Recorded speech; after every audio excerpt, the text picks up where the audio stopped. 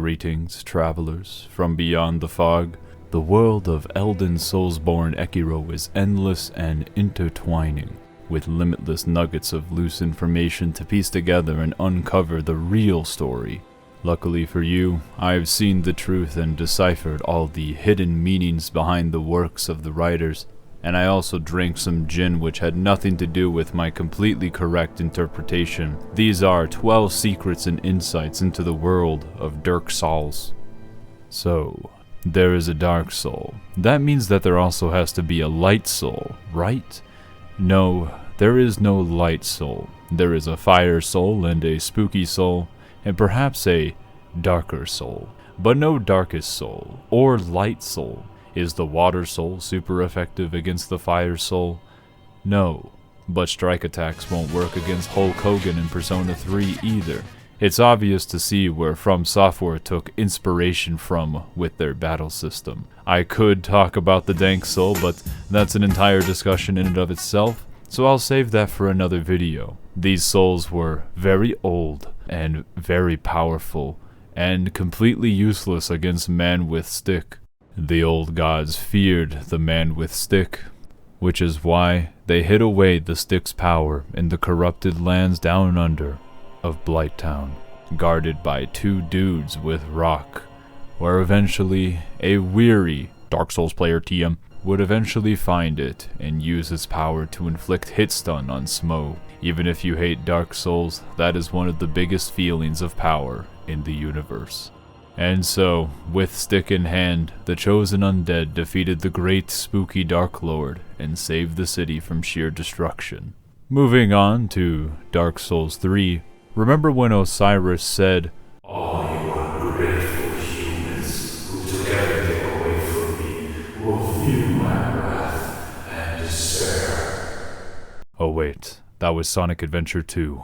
My bad, I must have gotten my notes mixed up. Well, Osiris cries out that the Unkindled wants to kill his baby Ocelot, although attentive players will notice that there is nothing in his tainted hands. Has Osiris gone mad, or is the baby Ocelot real? Well, Murgo is real, and Murgo's wet nurse is a real piece of shit at their job. All I'm saying is that we didn't have any insight while playing Dark Souls 3, so maybe if the old hunters from Bloodborne went into the Dark Souls 3 universe, they would have been able to see the baby Ocelot. That doesn't even make sense, Jer. You're literally just connecting the fact that a character in a game is invisible, and therefore, maybe a completely unrelated character in a different video game is also potentially invisible. I'm just stating facts, and the fact is that you enjoy the presentation anyways, even if the content is just conjecture, and even if we can't be completely sure what interpretation is true. There is actually a well-documented glitch within Elden Ring.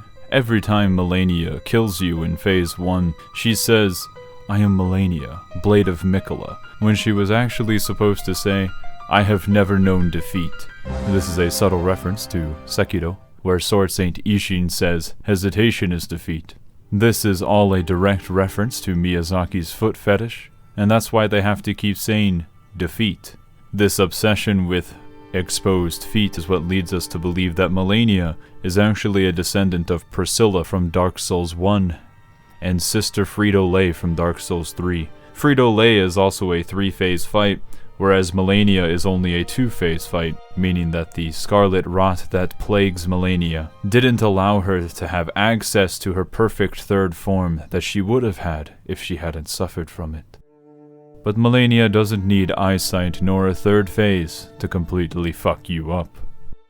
Yeah, this boss is kinda kicking my ass right now. Did you know that Waterfowl Dance was put into Elden Ring as a sick prank? Miyazaki said, and I quote, "Watch me put some real horse cock in this game and fans are going to defend it and I'm gonna win Game of the Year." Well, I'm gonna have to whip out the Mangekyo Sharingan on this one. You see, Traveler, if we weren't intended to use these gameplay mechanics, how come it wasn't patched out of the game? It was all part of the great Miyazaki's vision.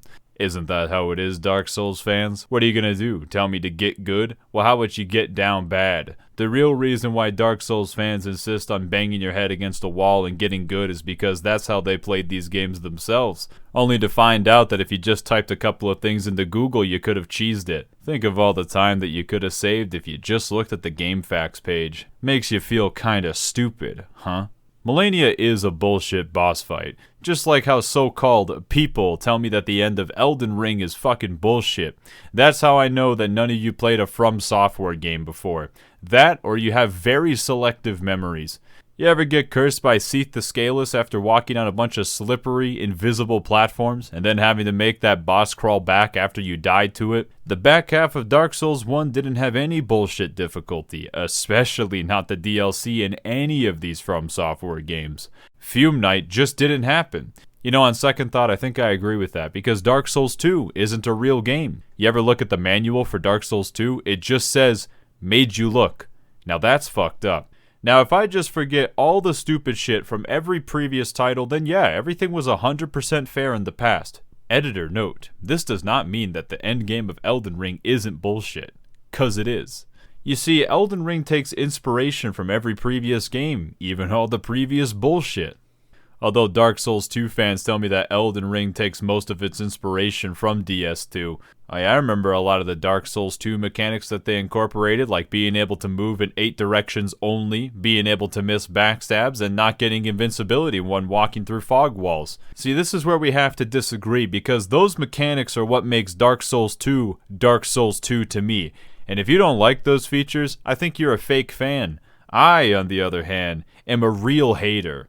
I'll meet you in the middle, though. In terms of art direction, drip, and the ability to power stance, Elden Ring does feel a lot like Dark Souls 2. You want to know what Elden Ring is? It's the art of Dark Souls 2, the hard drop-off in quality of Dark Souls 1, the weapon arts of Dark Souls 3, and the single effect from Bloodborne that's locked behind an endgame optional boss and a limited supply item, and the few Sekiro bosses that they put in the Dark Souls engine. Why do I like this game? Where was I? Alright. Lore. The tarnished from Elden Ring get their name because they have fallen from grace, by being cursed by one of the outer gods, forcing them to revert into their demonic wolf form. Oh wait, that's Twilight Princess. Man, must have gotten my notes mixed up again. This note just says like and subscribe. Seriously? Now I'm just pissed. Almost as pissed as the average Dark Souls fan when someone says that Dark Souls isn't the greatest game ever created, and yet they never even played Necopara, or Inochino Spare, or Dark Souls. You claim to have beaten Dark Souls? Where's your God hand clear then? Or your Neo 2 clear, the Dark Souls 2 of Neo? Now let's get out there and cheese the fuck out of the game the way God intended us to. Oh, yeah.